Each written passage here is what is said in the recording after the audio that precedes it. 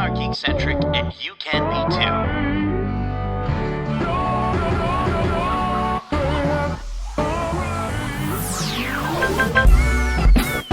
Love ya.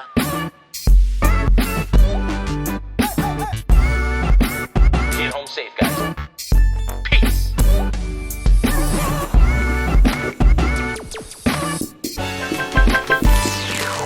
Welcome to the Geekcentric podcast, and welcome to our special Behind the Geeks episode for Marvel Studios Echo. If you're joining us for the first time, well, we are Geekcentric, a podcast covering the world of movies, TV shows, toys, collectibles, gaming, and all things geek-centric.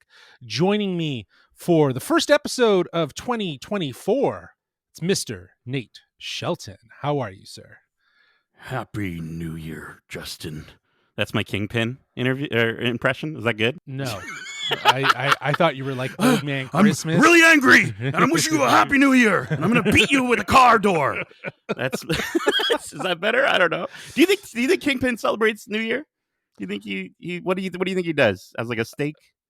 Probably. He lives in New York, so it's always a good time in New York for the New Year, but who knows? Who knows what he does? They could do a spotlight of just Kingpin's New Year. Hey, that's what knows? I want to see. I think Marvel, make it happen. Happy New Year, man. Welcome back. Happy New Year. It's been a well-deserved break. We took some time off, posted some episodes throughout. But this is officially our first episode of 2024. We do have a very special episode coming out later this week where we do our look back at 2023 with some of our faves, as well as our look forward for 2024. We talk about all things that we love to talk about, the things that make us geek-centric. So you can look forward to that episode later this week. But that's not what we're here to talk about. We are here to drop our first set of interviews for 2024. Spoiler alert, they were conducted at the end of 2023. Nate, why don't you let our lovely listeners know who you had the chance to talk with? Yeah, I had a wonderful time chatting with the cast, director, and executive producer of the show. So that's Devory Jacobs, who plays Bonnie, Chaske Spencer, who plays Uncle Henry, director Sydney Freeland, and executive producer Richie Palmer. But I also had a wonderful chat with Alaqua Cox, Maya Lopez, Echo herself. But we're going to ask that if you want to check out that interview, you head on over to our YouTube channel at youtube.com/geekcentric. We're getting the plugs in early on these podcasts for 2024. But if you want to see her lovely smile, as we talked about, her work on the show, the fight choreography, we talked about her new baby boy. And we also talked about who she wants to team up with from the MCU, who she'd want Echo to team up with from the MCU. So definitely go check that one out. Yes, definitely go check that out. We will have a link in our show notes. But a huge thanks to our friends at Disney Studios Canada and by extension Marvel Studio Canada for setting up these interviews. We were both shocked with the amount of people that we were able to talk with, and we are so grateful for the opportunity, and we hope you enjoy these interviews. Well, without further ado, here's our interview with the cast, the director, and executive producer of Marvel Studios Echo. Enjoy. Hey, Sydney, my name is Nate. Welcome to the Geekcentric podcast. How are you doing today? I'm great. How are you? I'm doing good. I get to talk to all you lovely folks, so it's been a good day. I got to start off by saying we here at Geekcentric are head over heels in love with Reservation Dogs and your work on that show. And I loved how it was, not only able to tell an authentic, show an authentic representation of res life and Indigenous culture, but also how it taught me so much through the stories of love and hardship and especially laughter. With Echo, how do you feel this series is continuing to push forward that same representation? Oh, that's interesting. I think I think there's this common misconception about Native American Indigenous people that we're all just sort of like one big monolithic group of people. We all have feathers in our hair. We live in teepees and we have casinos and we don't pay taxes, and which I wish was the case, but it's not. But all of those are far from the truth. There's hundreds of different tribes in the United States alone, different languages, different cultures, different traditions, and so I think one of the great things that I love about this series is that we get to explore another diverse culture and tribe and tradition. So, like, in the same way that the reservation dogs got to explore like kind of contemporary life and embracing the humor that's like pervasive in Native American communities, we tried to, what's great about our series is that we get to explore the specifics of the Choctaw Nation, which I'm sure has been represented on film before, but for us, it was all about leaning into the specifics and engaging the Choctaw Nation to tell as authentic a story as possible. Well, and I absolutely adore that because I love how, at least from the episodes I've seen so far, I've seen 3, and so far they each sort of start off by showing a moment throughout Choctaw Nation history. I want to know, for yourself and your team, what went into the decisions behind focusing on those specific moments within history to share? That's a great question. I think it stemmed from again, for myself, when I first came on board, one of the first things I wanted to do was meet with the Choctaw Nation and basically do 2 things. One was ask their permission, which sadly is something that is not has not traditionally been done in Hollywood when it comes to representing Native Americans. The second thing that was important for me was to create a dialogue. We wanted to be respectful. We wanted to be authentic in our portrayal of the culture. But in the process of having these conversations and learning, what their history was, what their story was from their perspective, we learned about the things that were important to them. It wasn't second, third, fourth hand information. It wasn't something that we read in an archaeological text. It was the stories from the Choctaw themselves, So I would say our ancestral storylines kind of sprung as a direct result of that collaboration. Well, I got to say, like, I've always loved shows that can entertain me, obviously, but shows that can entertain me and then also get me so interested in their subject matter. It's just such a plus for me.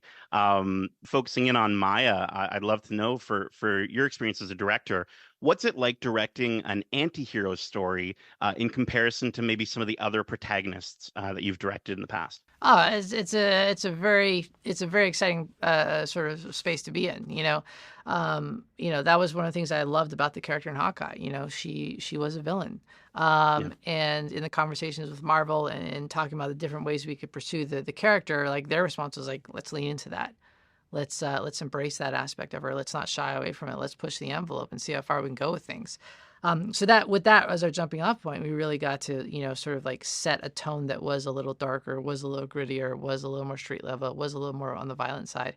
But again, it all stems from story, right? Like we didn't want to shy away from circumstances, but in doing so, it allowed us to hopefully tell a better story. Well, I'm loving the series so far. I think it's again, it's just something that I'm so excited to continue watching. And yeah, I can't wait to see where the story goes next. And I'm also really looking forward to Resball. So I can't wait for that one as well. Yeah. Yes, picture locked. We're working on it as we speak. Yeah, perfect. Amazing. Well, thank you so much again, Sydney. Thank Cheers. you so much.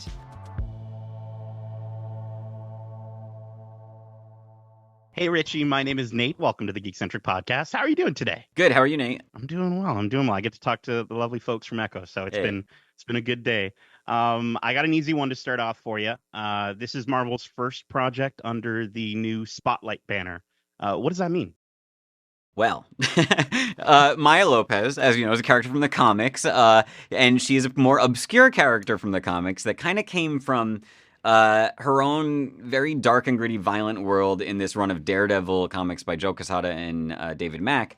And at the time in those comics, they were much darker and more violent than anything else that was kind of going on in the comics universe at the time, and you didn't really need to know what was going on in Avengers and Spider-Man at the time to enjoy them.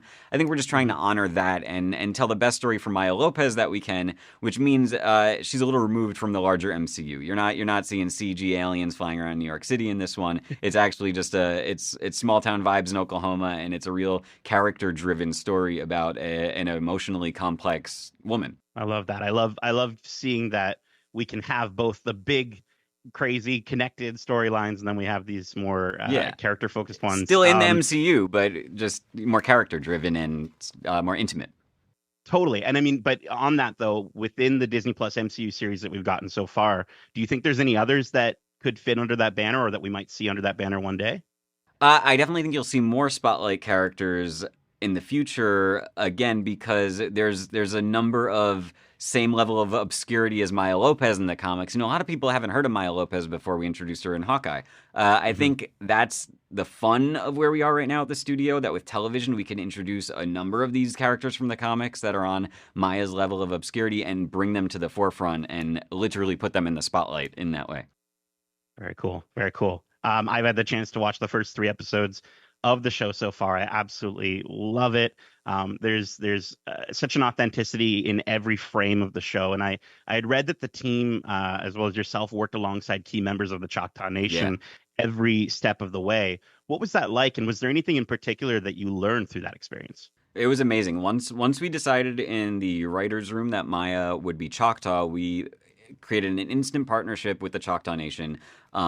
We worked directly with Chief Batten, which was an honor to get to work with him, and he allowed us, resources that we couldn't believe, and access to his team members that are key historians of Choctaw culture or the language, or down to the food on our sets was made by real Choctaw people. We had real fry bread that was made by real Choctaw people in the background of these. It was unlike anything we've ever done at the studio, and it was all in an effort of just telling the most entertaining story possible about this badass character that was Choctaw. Yeah, I was saying to Sydney just a moment ago that I love how this show is it's so entertaining, but it's also so very educational. I'm learning so much about their history, and it's just it's beautiful. Now I know Marvel is obviously careful with spoilers, so this might be tough to answer. But is there a moment or an interaction that you're most excited for fans to see in these next 5 episodes? Yes, without spoiling anything. There's some awesome fight scenes. In the episodes you watched, there's some cool Choctaw specific sequences that I don't think the public has gotten to see yet that stand out for me as some of my favorite parts of the show. And then there's some brutal action sequences in there as well with some awesome music. There's a lot about this show that I am excited for the world to see and see how the fans respond to. Yeah, I would absolutely agree. I think I know the moments you're talking about, and I think they're some of my favorite parts of the show. Okay, my last question here, age-old question. We've gotten to talk to a number of executive producers at Marvel, and all of you seem like just huge Marvel geeks, and we love it. We absolutely love getting to chat with fellow geeks. So the age-old question, if you could see Echo team up with anyone in the MCU or in Marvel in general, who would you want to see her team up with? I'm going to answer solely as a comic book fan because of how you teed it up, and this has nothing to do with anything at the studio. Otherwise, I'm going to get in trouble. Totally. I would like personally to see Maya Lopez team up with someone like Nova because I would love to see Choctaws in space, and I think that's how we get there. So that's my very direct and specific answer to that question. But that is truly my fanfic-y brain going. So fanfic or otherwise, that I got chills. I got goosebumps. I love that. Thank you so much. I'm gonna get in trouble for answering that question. But space Choctaws is the truth. If Kevin's listening, Kevin, don't get upset with Richie. It's all in good fun, dude. Thank you so much for having this chat with me.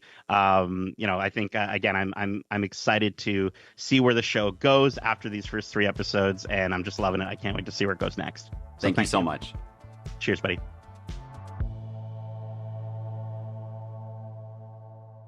Hey, Devery. Hey, Chaske. My name is Nate. Welcome to the Geekcentric podcast. How are you both doing today? Awesome. Doing great. How are you? Oh, I get to talk to you lovely folks, so it's been a good day. I have to start off by saying, Devery, we here at Geekcentric are head over heels in love with Reservation Dogs. And thank you. After such an incredible final season, it was just such a delight to see you and as well as some of your cast members from that show over here in Echo. I love how that show it shows such an authentic representation of res life and Indigenous culture. My first question is kind of for both of you, though. How do you feel this series continues to push forward that same representation? And Devery, we'll start with you. Yeah, I definitely think there's a lot of crossover between some of the work that I've done before and with Echo. But I think that it continues conversations. Echo is a really gritty family crime drama and film noir, and it follows the character Maya Lopez as she leaves Oklahoma, where she's part of Kingpin's army, and she comes back and ends up having to reconnect with her community and face some of the demons of her past. And I play the character Bonnie, who is essentially her sister and someone she was incredibly close with in her previous life. And yeah, I think through combating these stereotypes, but also pushing things forward, is at the helm of it just a really human story. People might think that this would be checking boxes of being deaf, indigenous, and featuring somebody who's an amputee. And while those things are there, like, the conflict doesn't hinge on that. It's not necessarily about that. It's about family. Mm-hmm. Yeah. I have to piggyback on that, is that the indigenous community, it almost becomes a character in the series. And you get to explore parts of that. And I play Uncle Henry, who is running Fisk's chapter of his crime syndicate. And when Maya comes in, she throws that world apart. But like what Devery said, this is a series about family, and anyone can relate to that. Anyone can relate to family and the dramas and all that stuff. And I think the audience is going to be really, I think they'll bring them in closer and more.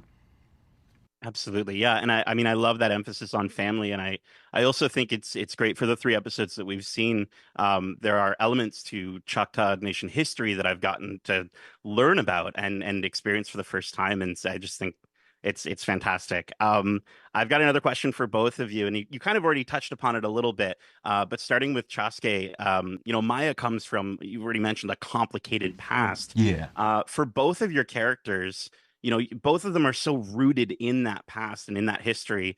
How do you feel your characters are influencing Maya at this point in her story? I feel like my character is trying to hold her back, and I feel like he's protective of her. And he's got a past with her that he's not ready to confront. And I don't want to give too much away, but you see the character, you see that happen down in the episodes.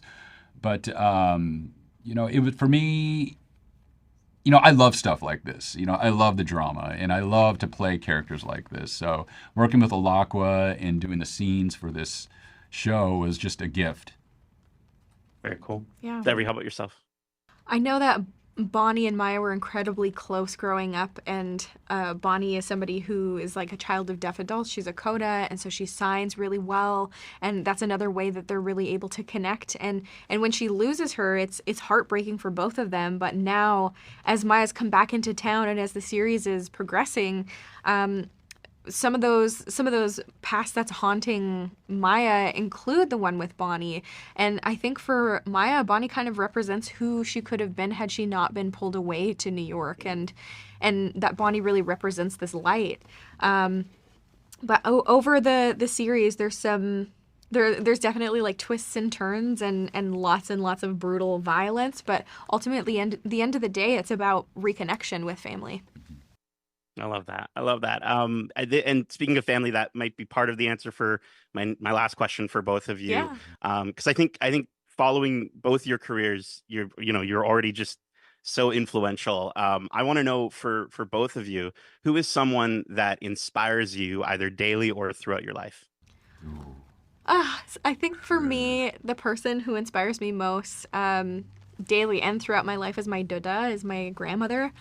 She was principal of the Mohawk Immersion School growing up, and she's somebody who, wherever I go, no matter what role I take, no matter what opportunity, I have to look at myself in the mirror and say, would my Dada be good with this? Would she would she be able to live with this decision? And if the answer is yes, then that really dictates me and how I go through life.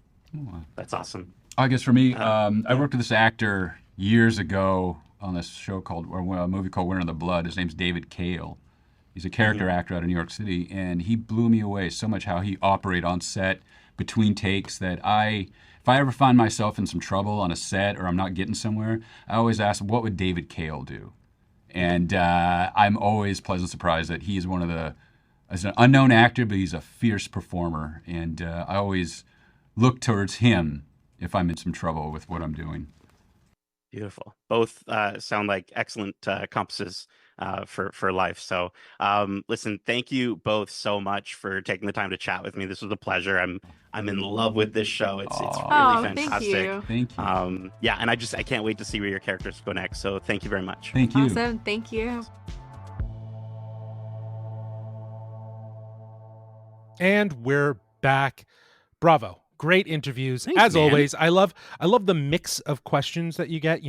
We learn a little bit more from the cast perspective of, what their characters' motives are. Kind of, they were able to talk about their characters more in a setup capacity, but then you get deeper, and you talk about all the stuff in regards to representation with all of these interviews, because our review will be coming out tomorrow at time of listening of this episode, but it'll be out tomorrow.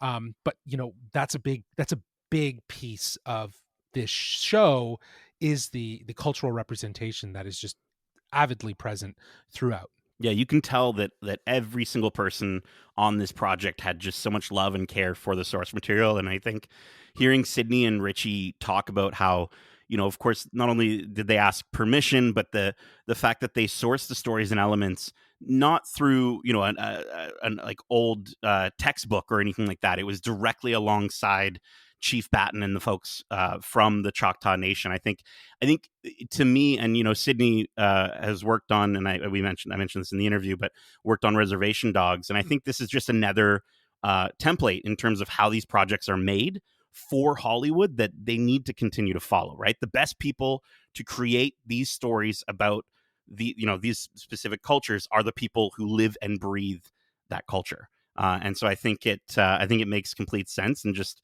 and I think it was awesome that they're not just checking off a bunch of checklists, that they're holistically telling these stories about Maya and about her family. Yeah, when you reference source material, it's not the source material of the comics as much. There is obviously that exists, yeah. But when you say source material, it's exactly what Sydney mentioned in her interview, where they went to ask permission and also tell the story that the Choctaw Nation wanted to be told, and learning firsthand the stories from their people. And I love that, because, like, to your point, there's more of an authenticity.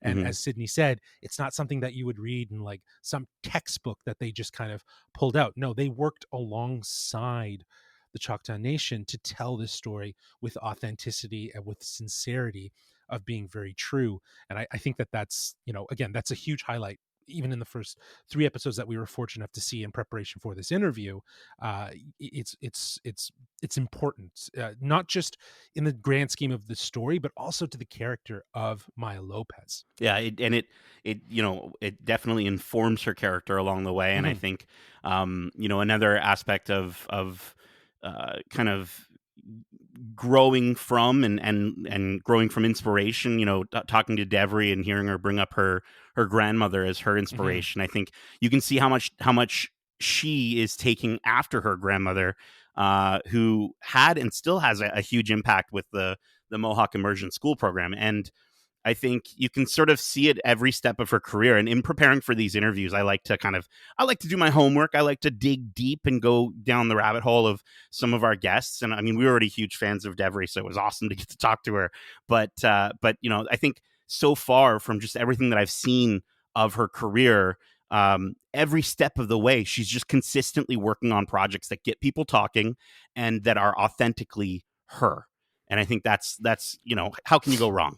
Yeah, absolutely. They're authentically her. They're important to her. They're creating a dialogue that I think is something that she passionately is invested in, who is so passionate about Mohawk representation and just the culture kind of living beyond that, in a different way. Devery is taking her role as an actress and as a storyteller, and making sure that she's telling very authentic, true stories that she's passionate about. It's obviously not on the same level of work that her grandmother's doing, but in another way, in a whole other facet, it's still informing and inspiring these stories, and making sure that they're done with accuracy and authenticity. There's more of an approach to being culturally accurate rather than just looking at a book and trying to make things up. And as Sydney says, Indian dances and feathers and stuff like that, those are so stereotypical, right? So breaking that mold.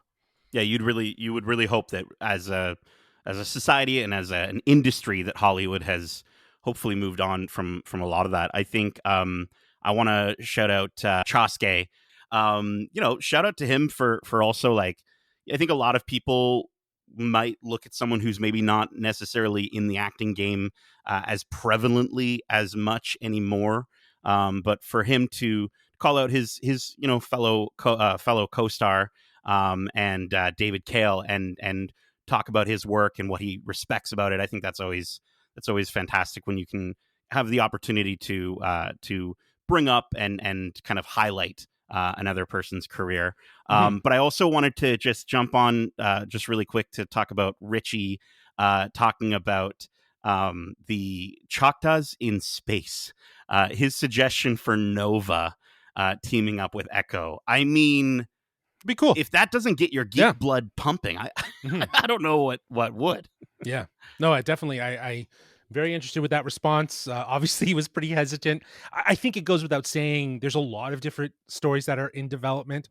Yeah. So, So I like think any name he brings up, he's like, oh, somebody's working on that. They're going to get mad at me. like he probably knows, but like, again, he is a fan. And I love that you teed it up in the right way, that he was able to respond in a geeky fan ficky brain. So I love that idea. Yeah, man. And just lastly, before we wrap up, I know we still want people to watch the interview with Alaqua on YouTube, but as a tease, I also asked her who she would want Echo to team up with. I'm not going to say who she chooses. You're going to have to go over to the YouTube version to see that. But she does mention flying around with certain characters and that she could use Echo's unique powers for that. Which, again, you have to kind of wonder, like, what kind of powers is she going to have on this show? But it's an interesting mention. So I don't know. Yeah, we can see for sure. Awesome. Well, that is it for this special Behind the Geeks episode for Marvel Studios Echo. Again, a huge thanks to our friends at Disney Studios Canada and Marvel Studios Canada for setting up these interviews in advance. We were humbled and honored to have such a large group of people from this show to actually interview and speak with. So thank you again. As we mentioned, there is a YouTube video for our interview with Alaqua Cox, aka Maya Lopez. It's on our YouTube channel, which we will be putting a link in the show notes so you can get there a little bit faster. We will also have our spoiler-free review for Marvel Studios Echo dropping tomorrow, January 9th at 9 p.m. Eastern Standard Time, 6 p.m. Pacific Time. And keep in mind that all episodes of Echo will be dropping on Disney Plus January 9th at 9 p.m. Eastern Standard Time, 6 p.m. Pacific Time. Also, later this week, we will have a full spoiler discussion about the series where we share our thoughts on all 5 episodes and how it fits into the MCU as part of this new Marvel Spotlight banner. But that's it for us. If you enjoyed this episode, please feel free to subscribe to us wherever you listen to podcasts. And hey, if you want to reach out to us, let us know how we're doing. You can reach out to us at wearegeekcentric@gmail.com. That's wearegeekcentric@gmail.com. Or you can reach out to us on Twitter, or formerly Twitter, now known as X, at GeekcentricYT, or on Instagram at wearegeekcentric. We'll also have our Discord open for Echo, so you can chat a little bit more with us about that, some highlights. And please, if you enjoying what we're doing, we really want to get our reviews up, so we would love to hear your thoughts. 5 stars goes a long way. 2024 is just beginning. First of many interviews, hopefully. we're here. We're here. We did it. We're ready to go. Stay tuned for more. But until then, as we say, Love ya. peace.